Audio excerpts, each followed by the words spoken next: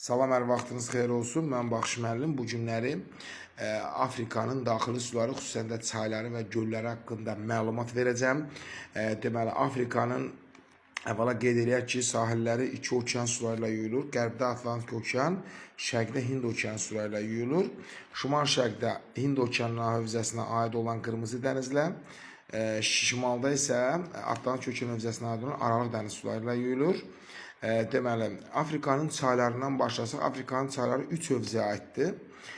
Hind okeanı, Atlantik okeanı və daxili axarsu hövzə. Yəni, heç bir okeana çıxışı olmayan daxili axarsu hövzə. Əvvəlcə baxaq Hind okeanı hövzəsinə aid olan çaylarına. Hind okeanı hövzəsinə aid olan 3 böyük çay var. Limpopo, Zambezi və Ruvuma çaylarıdır. Bu çaylar hər üçü şərq istiqamətində axan çaydır. Şərq istiqamətində axan çaydır. Zambezi çayı birbaşa Mozambik boğazından, Ruvuma və Limpopo çayları isə birbaşa Hind okeanı hövzəsinə, daha doğrusu birbaşa Hind okeanına tökülən çaylardır. Atlantik okeanına aid olan çaylara isə deməli, əvvəla Nil çayını götürmək olar. Nil çayı şimal istiqamətində axır. Delta əmələ gətirən çaydır.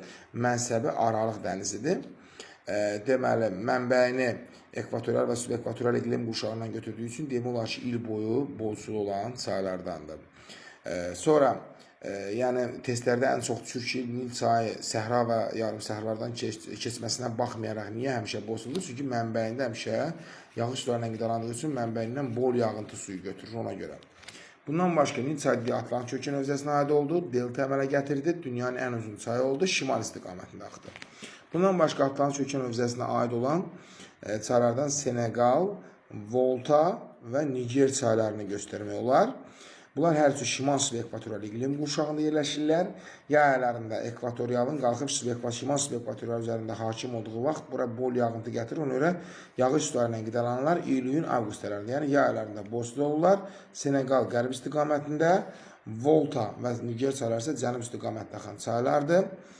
Deməli, Volta və Niger çayları deməli, Qvineya körfəzinə, Senegal çayı isə birbaşa Atlantik okeanına tökülən çaydır. Atlantik okeanına aid olan digər çaylarla Kongo çayını göstərmək olar. Qərb istiqamətində axan çaydır. Estuari əmələ gətirir. Ekvatorial iqlim qurşağında olduğu üçün il boyu deməli, bolsul olur. Çünki ekvatorial iqlim qurşağı il boyu isti və rütubətli olduğu üçün il boyu yağıntı yağır. Ona görə Kongo çayı da yağış sularıyla qidalandığı üçün il boyu bolsul olur. Keçdik cənubda Kunene çayı, qərb istiqamətində axan çaydır. Atlantik okeanına tökülür birbaşa. Bir də Oranj çayı, qərb istiqamətində axan çaydır. Oranj çayının digər adı Narıncı çayıdır. Yəni iki adlı çaydır. Bu da oldu, deməli, Atlantik okean hövzəsinə aid olan çaylar. Daxili axarsu hövzəyə aid olan çaylar isə deməli, Çad gölünə tökülən Logone və Şari çaylarıdır. Logone və Şari çaylarıdır. Bir də cənubda deməli, Okavongo çayı daxili axarsu hövzəyə aiddir. Deməli, daxili axarsu hövzəyə aid olan çaylar hansılar oldu? Çad gölünə tökülən Logone və Şari çayları, bir də cənubda deməli, Okavongo çayı oldu.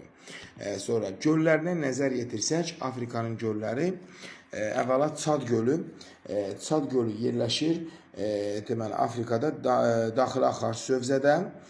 Amma baxmayaraq ki, daxili axarsu hövzədədir, biz bilirik ki, göldən çay başlayarsa şirin sulu olur, yəni çay suyu tənzimlənir, ancaq Çad gölü ən bolsul olur, ən çox iyulun, avqust aylarında, çünki şimal subekvatoriyalda yerləşir, o cümlədən şirin sulu göldür.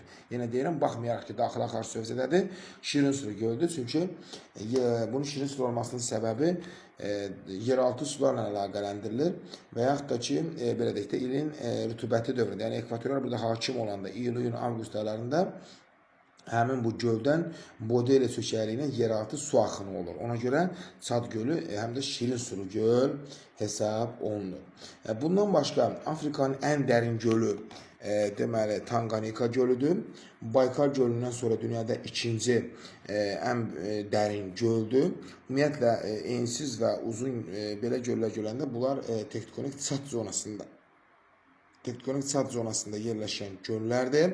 Yəni qrabində yerləşirlər. Tanganikada dedik, Baykaldan sonra dünyanın ikinci ən dərin gölüdür. Dərinliyi 1470 metrə ən dərin yeri 1470 metrdir. Bundan başqa Tanqanikadan başqa tektonik qrabində, yəni tektonik çatda yerləşən göllər Nyasa gölüdür, tektonik çat mənşəlidir. Rudolf gölüdür, Albert gölüdür. Bu göllər deməli tektonik çatda, yəni qrabində yerləşən göllərdir. Sahəsinə görə ən böyük gölü isə Afrikanın Viktoria gölüdür. Deməli Viktoria gölü isə tektonik əyilmə zonasındadır. Yəni bir var tektonik çat, bir var tektonik əyilmə. Tektonik çat mənşəli göllər daha çox ensiz və dərin olur. Tektonik əyilmə isə tektonik əyilmədə yerləşən göllərdə isə dərinlik nisbətən dayaz olur. Deməli bu da Afrikanın çayları və gölləri haqqında ümumi məlumat.